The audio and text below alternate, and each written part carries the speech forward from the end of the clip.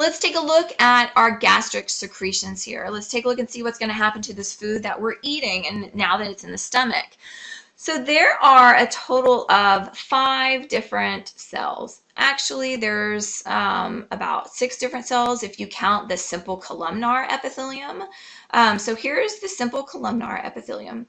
These are going to regenerate very quickly. If you think about it, stomach is a very harsh environment, so they are going to be destroyed pretty quickly, although we'll talk about protective mechanisms that we have to make sure that they're not completely destroyed. But because they are in a harsh environment, they are going to regenerate every 4 to 6 days, so very, very quickly. So we have this whole quickly regenerative epithelium, and along with those surface mucus cells over here that secrete an alkaline fluid called mucin. Remember we talked about mucin. When it combines with water, it is going to form mucus. What it does is it is going to put a layer of mucus all around the entire stomach wall. And that's going to ensure that hydrochloric acid does not eat away at our stomach wall. So that is going to prevent ulcerations. Of course, ulcers can happen, right? Yes, and that is going to be where you have that problem with this whole mucus layer or overproduction of hydrochloric acid, or you have an abundance of H. pylori or something like that. But this is typically what we have here in that protective mechanism that we're going to have, right, surrounding this stomach. So let's keep on going down, and we are going to get to these mucus neck cells. So we had surface mucus cells, but now we're going to have these mucus neck cells right here. These are going to secrete mucus as well, but it's a little bit different. It's going to be an acidic fluid containing mucin. So it's going to when it gets together with water, it's going to be kind of a more acidic mucus. And what it does is this is going to help maintain acidic conditions, because we're about to talk about how we're about to secrete some hydrochloric acid here. These other ones, I'm just going to introduce real quickly, and then the next slides are going to cover these. So as we go down, and as you can see, they're actually scattered throughout. These little parietal cells are going to be all these little red ones right here. The parietal cells are going to secrete something called the intrinsic factor and hydrochloric acid. So we'll talk about that here in a second. These chief cells are supposed to be the most numerous, and that's why they are known as chief cells. And these are going to secrete something, are enzymes. One of them is actually a precursor to an enzyme, and we'll talk about why it's a precursor here in a second. And the other one's an actual enzyme. So pepsinogen is going to be that precursor. And here's our gastric lipase, which again doesn't really break down a lot of fat, maybe 10%, and that's not a whole lot. And then we're going to have these G cells. These are also called enteroendocrine cells. So that is the key word right here that tells you what it does. It secretes a hormone, and that hormone is going to be gastrin. So let's take a look closer at these last 3 cells we want to take a look at. So let's take a look at the parietal cells first, and it produces something called the intrinsic factor. So the production of this intrinsic factor is actually the only essential factor that is going to happen or function that is going to happen in the stomach. If you think about it, there's people get their stomachs removed, but they will have to take some type of intrinsic factor. They don't have to go in and take hydrochloric acid or anything like that, because there's other things that are going to go in and help with digestion, or you can kind of modify your diet. But you can't do that with the intrinsic factor. You have to have the intrinsic factor. So what the intrinsic factor does is that it's required for the absorption of vitamin B12, and where it's going to be absorbed is going to be in the ileum.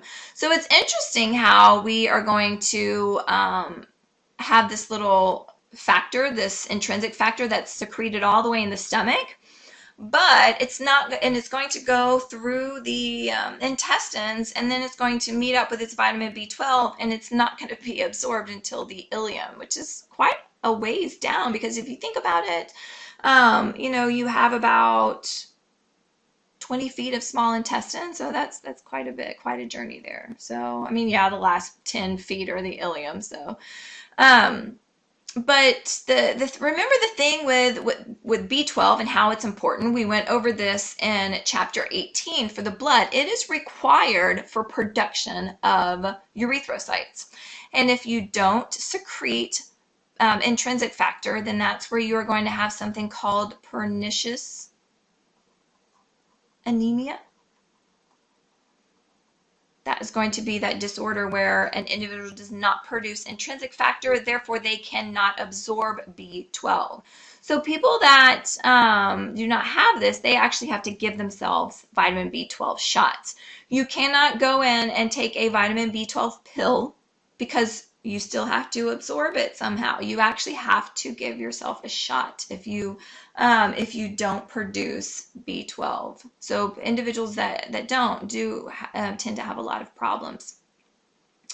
The other thing that's going to be secreted here is going to be hydrochloric acid. So the way that hydrochloric acid is formed is very different. So it's actually formed outside of the cell. As you can see, it forms from the hydrogen and the chloride secreted across the cell surface. If hydrochloric acid was made inside of the cell, it actually killed the cell.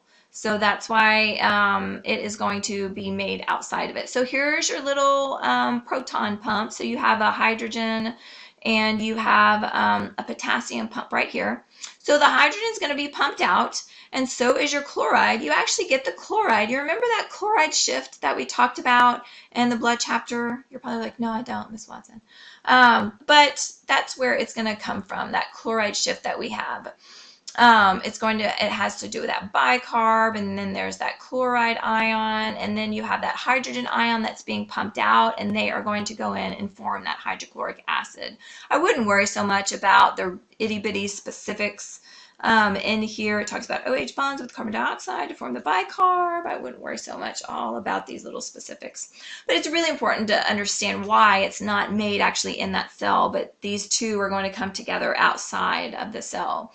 So the hydrochloric acid is going to be responsible for the low pH in the stomach. And the low pH in the stomach is at about pH of 2. It ranges anywhere from 1.5 to 2.5, and that's pretty acidic. So there's only one enzyme that can survive in this low pH that's actually essential for this enzyme to work, and that's going to be pepsin, which we'll talk about here in a second. And that's why we need the hydrochloric acid. Is if we didn't have the hydrochloric acid, then we would not have pepsin working, and we would not be able to break down our protein. So let's take a look at other hydrochloric acid functions. So there's that main one right there. It converts inactive enzyme pepsinogen into active pepsin. And again, we will talk about why it's inactive here in a few minutes. But another thing is that all of those little microorganisms, all those little microbes you're eating with your food, and again, remember, you eat a lot of them with your foods, it is going to kill most of those microorganisms coming into the stomach. A lot of those little guys cannot survive that harsh acidic environment. Another thing that it does is it helps go in and break down all of that animal connective tissue that you eat with your proteins, with your meats.